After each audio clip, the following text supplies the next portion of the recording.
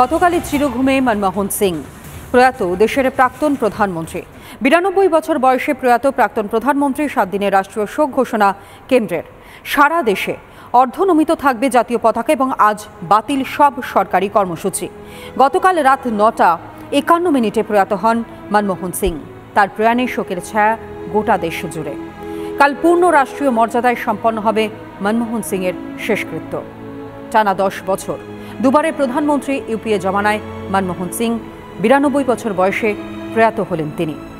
চিরনিদ্রায় গতকাল যখন এই বার্তা সামনে আসে, তারপরেই শোকে ভেঙে পড়ে গোটা দেশ। ইতিমধ্যে রাষ্ট্রীয় শোক ঘোষণা করা হয়েছে 7 দিনের কেন্দ্রীয় সরকারের পক্ষ থেকে এবং সারা দেশে অর্ধনমিত থাকবে জাতীয় পতাকা।